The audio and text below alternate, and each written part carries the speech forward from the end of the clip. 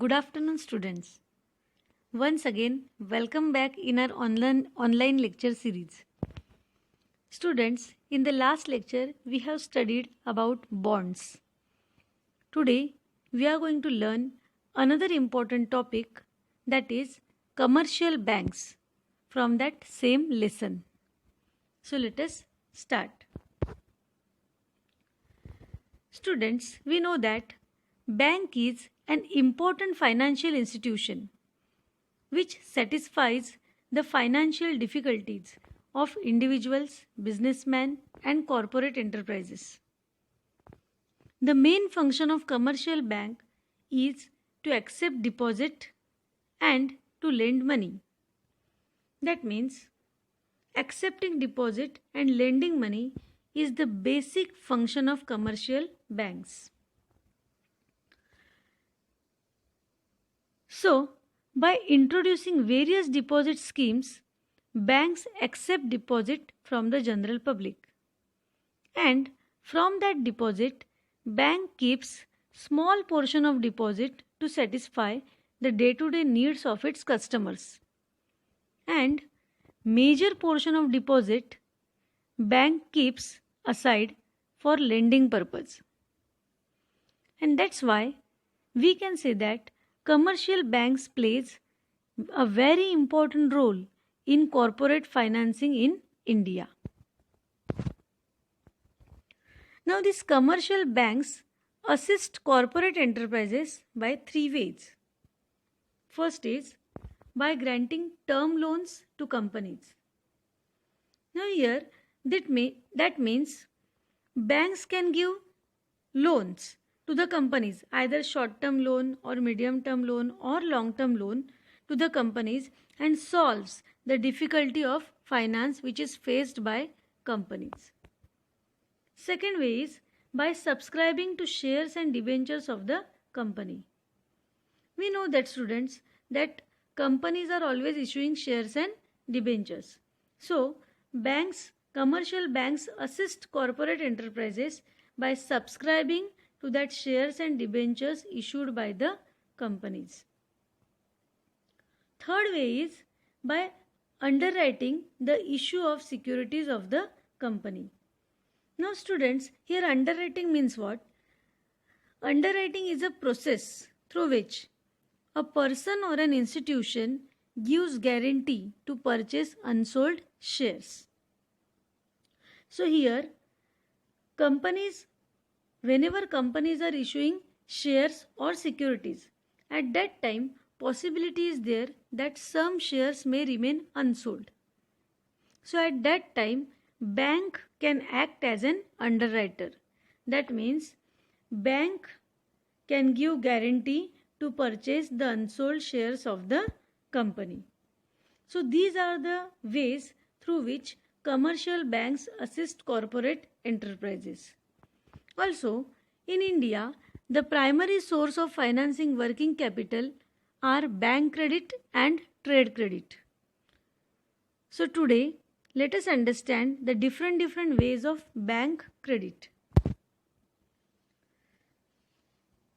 The first way of bank credit is overdraft.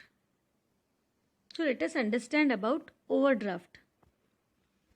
Overdraft facility is given by banks only to current account holders. That means if a person wanted to avail the overdraft facility, then he must open current account. Under this facility, bank allows current account holder to overdraw the amount from his current account up to the credit limit sanctioned by bank. Now here overdraw means what? Overdraw means withdrawing the excessive money than the balance from the current account.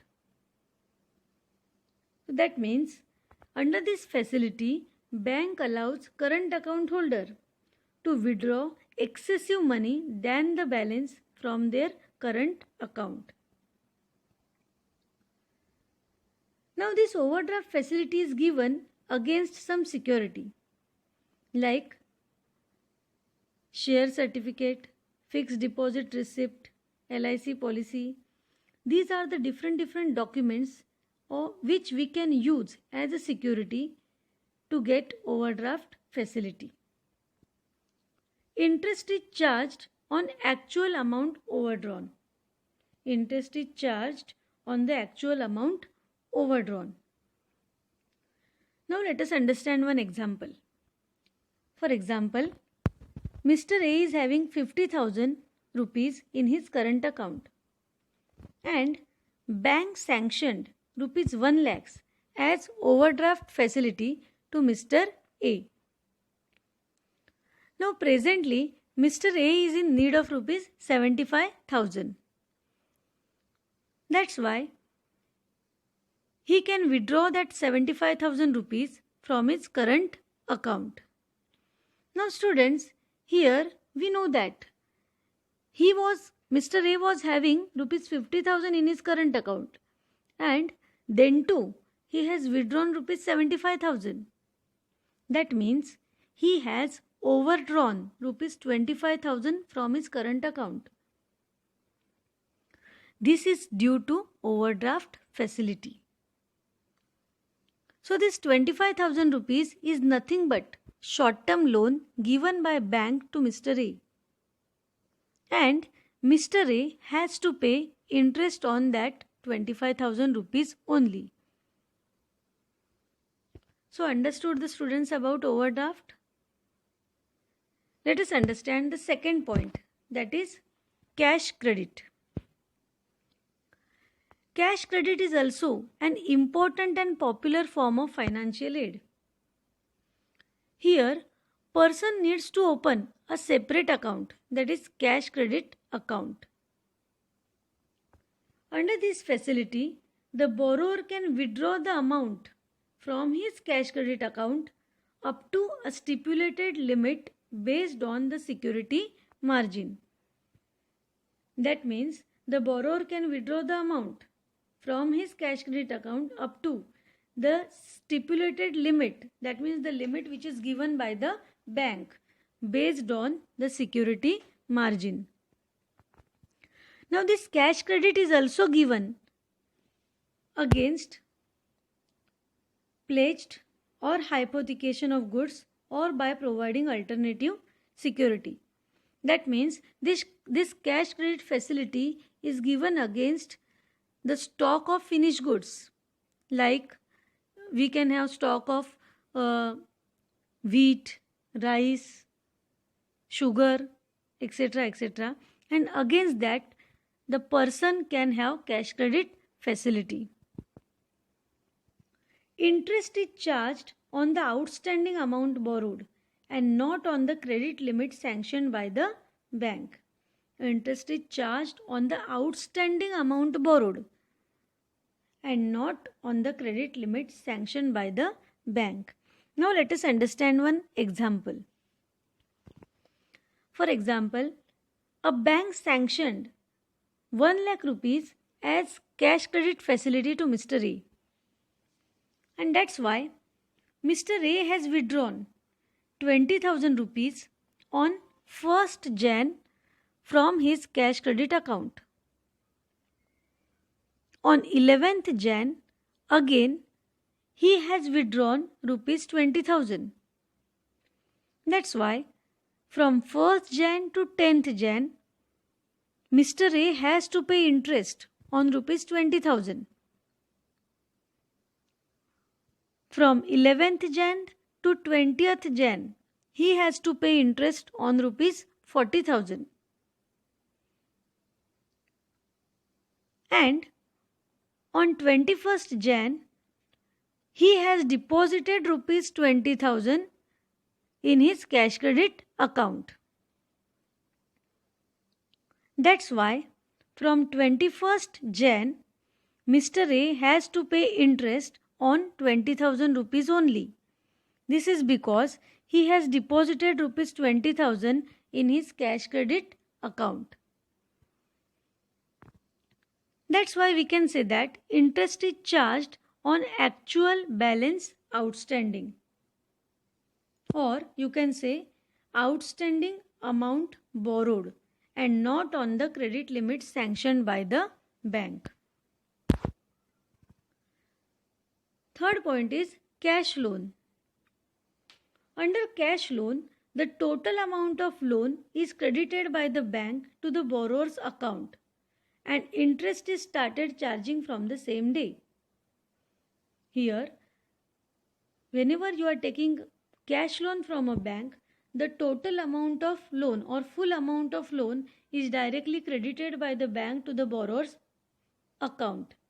And from that same day, the bank started charging interest. This interest is payable on actual balance outstanding. Okay. Now last point is discounting bill of exchange. Now before understanding discounting bill of exchange, we should know what do you mean by bills of exchange. Bills of exchange is a written order from seller to a buyer to pay specific amount of money on demand or at a specified date. It is a written order from seller to a buyer to pay specific amount of money on demand or at a specified date. So let us understand. So here there is one seller and one buyer. Seller sells the goods and buyer purchases the goods. But buyer is not having money to pay. So he requests the seller to give 3 months time. Seller is also agreed to give 3 months time because he wanted to increase his sale.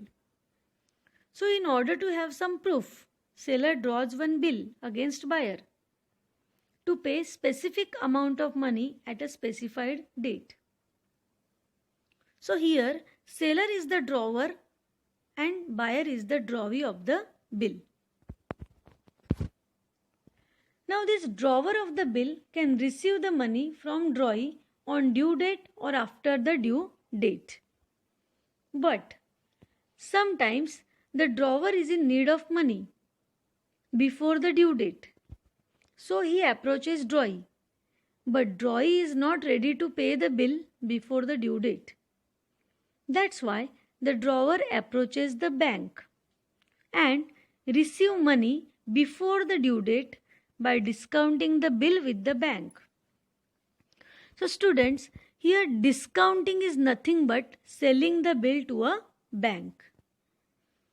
Now bank is also ready to purchase the bill, but bank gives money to drawer less than the face value of the bill. For example, if a bill is of rupees 50,000, then bank will give only 45,000 rupees to drawer. That means from bank's point of view, this 50,000 rupees is nothing but short-term loan given by the bank to drawer, and this 5,000 rupees is nothing but the interest charged by the bank. And if we understand the situation from drawer's point of view, then he has sold the bill at discount to the bank, and this 5,000 rupees is the discount given by the drawer to the bank. So this process is nothing but discounting of bills of exchange. So with this, our commercial bank topic is over. Thank you.